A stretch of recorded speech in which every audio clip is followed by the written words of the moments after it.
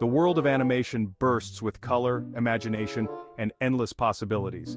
But behind the whimsical characters and fantastical stories lies a complex web of legal rules.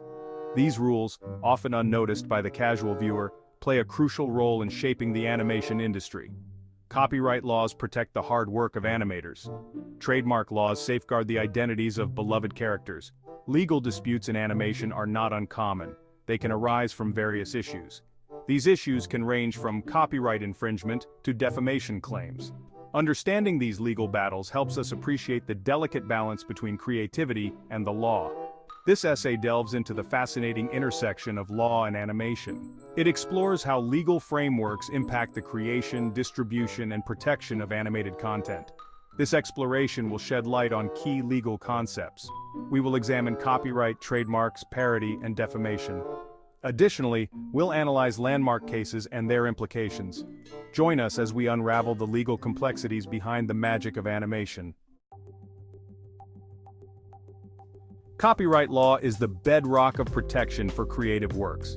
This includes the whimsical worlds and characters born from the minds of animators, who spend countless hours crafting every detail. Imagine pouring countless hours into sketching, animating, and bringing a character to life, each frame meticulously drawn, each movement carefully planned. Copyright law ensures that this creation, your intellectual property, is safeguarded. It acts as a shield, protecting your hard work from being misused or stolen. Copyright protection grants creators exclusive rights. These rights are crucial for maintaining control over how their work is used. These rights include the ability to reproduce, distribute, and create derivative works based on their original creations. This means you can decide who can make copies of your work, who can share it, and who can build upon it. This protection is automatic upon the creation of a work. The moment your idea takes form, it is protected. There's no need for formal registration, although registering can provide additional benefits and legal advantages. For animators, copyright is essential. It allows them to control how their work is used and prevents unauthorized copying or distribution. It allows them to control how their work is used and prevents unauthorized copying or distribution. This control is vital for maintaining the integrity and value of their creations. Without copyright protection, the animation industry would be vulnerable to rampant piracy. Piracy not only steals revenue but also diminishes the value of the original work. This could stifle creativity and innovation. If creators cannot earn a living from their work, they may be discouraged from producing new content. Copyright law recognizes the unique effort and creativity invested in animation. It acknowledges the time, skill, and passion that go into every frame. It provides a legal framework to ensure that animators are fairly compensated for their work. This compensation is not just financial, it also includes recognition and respect for their creative contributions. This protection fosters a thriving animation industry, encouraging the development of new characters, stories, and worlds for generations to come. By safeguarding the rights of creators, copyright law ensures that the animation industry continues to flourish, bringing joy and inspiration to audiences worldwide. In the world of animation, where creativity knows no bounds and imagination runs wild, copyright disputes can arise even from the deepest depths of the ocean. These disputes often involve intricate details and can have far-reaching implications for the industry. The case of Disney versus The Little Mermaid exemplifies the complexities of copyright law and its application to animated works. This landmark case highlighted the fine line between inspiration and infringement. In the early 1990s, Disney's animated film The Little Mermaid captivated audiences worldwide. The film's enchanting story, memorable characters, and stunning animation made it an instant classic. However, the film's success attracted legal trouble. The popularity of The Little Mermaid brought it under intense scrutiny, leading to a high-profile legal battle. Children's author Fairine Coldwell claimed that Disney had infringed on her copyrighted book, also titled The Little Mermaid. Coldwell's book, published years before Disney's film, had its own unique take on the mermaid tale. Coldwell argued that Disney's film borrowed heavily from her book's plot, characters, and themes. Both stories featured mermaids, underwater kingdoms, and a longing for the human world. She believed that the similarities were too significant to be coincidental, and a longing for the human world. This central theme of yearning for a different life was a key element in both works, making Coldwell's claim even more compelling. Disney, in its defense, maintained that its film was an original interpretation of the classic Hans Christian Andersen fairy tale, which is in the public domain. The studio argued that Andersen's story had been a source of inspiration for countless adaptations over the years. The case sparked a debate about the scope of copyright protection for creative works. It raised questions about how much of a story can be borrowed before it crosses the line into infringement. The court ultimately sided with Disney, ruling that the studio's film was not substantially similar to Coldwell's book. The judge concluded that while there were similarities, they were not enough to constitute copyright infringement. The Disney versus The Little Mermaid case serves as a reminder that copyright law does not protect ideas, only their specific expressions. This distinction is crucial for creators to understand as they navigate the complex world of intellectual property.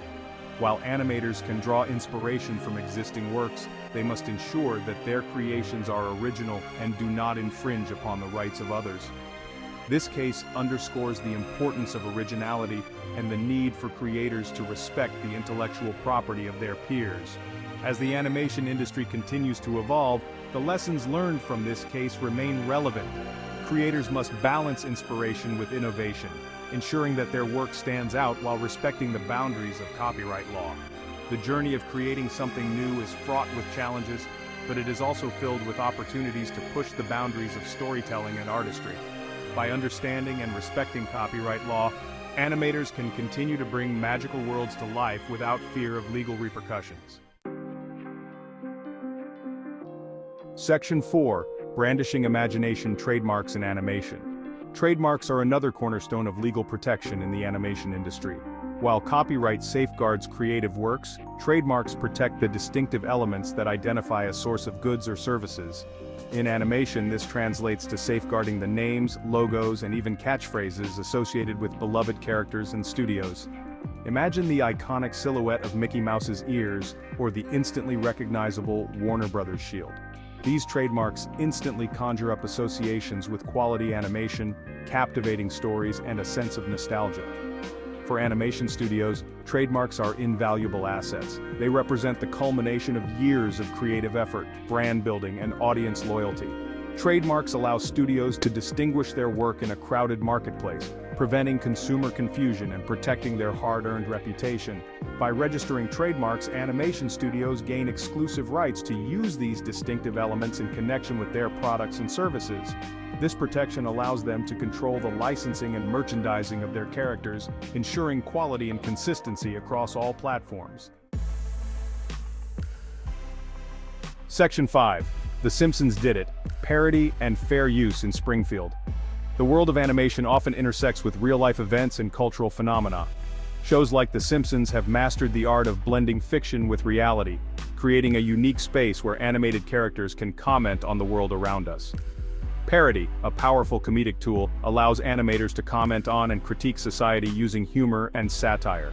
Through parody, creators can highlight absurdities, challenge norms, and provoke thought, all while entertaining their audience. However, the line between parody and copyright infringement can be blurry, raising questions about the boundaries of fair use. This ambiguity often leads to legal battles, as creators and copyright holders clash over what constitutes permissible use. Fair use is a legal doctrine that permits the limited use of copyrighted material without permission from the copyright holder. It aims to balance the interests of creators with the public's right to access and engage with cultural works. Parody, a form of commentary and criticism, often falls under the umbrella of fair use. By transforming the original work and adding new meaning, parodists can create something that is both derivative and original. However, determining whether a particular use constitutes fair use requires careful consideration of several factors.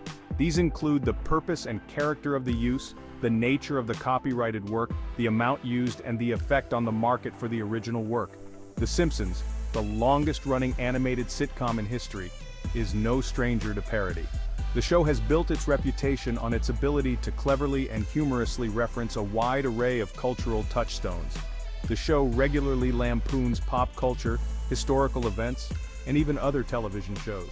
From classic films to contemporary music, nothing is off limits for The Simpsons writers. The Simpsons has faced lawsuits alleging copyright infringement, with plaintiffs claiming that the show's parodies crossed the line into unauthorized copying. These legal challenges underscore the complexities of navigating parody and fair use in the entertainment industry. One notable case involved the use of a character resembling musician Michael Jackson in a Simpsons episode. The episode, titled Stark Raving Dad, featured a character named Leon Kompowski, who believed he was Michael Jackson. The episode satirized Jackson's public persona and music videos. It was a humorous take on the pop icon's life and career, blending fiction with reality in a way that only The Simpsons can. While the case was ultimately settled out of court, it highlighted the legal tightrope that animators must walk when using parody. The settlement underscored the importance of understanding the nuances of fair use and the potential legal risks involved in parodying real-life figures and events. Despite these challenges, The Simpsons continues to push the boundaries of parody and fair use. The show's enduring popularity is a testament to its ability to navigate these complex legal waters while delivering sharp, insightful, and hilarious commentary on the world around us. As fans, we enjoy the clever references and satirical takes that The Simpsons offers. The show's parodies not only entertain but also encourage us to think critically about the media and culture we consume. In the end, parody and fair use are essential tools for creators, allowing them to engage with and critique the world in meaningful ways. The Simpsons exemplifies how these tools can be used effectively, making us laugh while also making us think.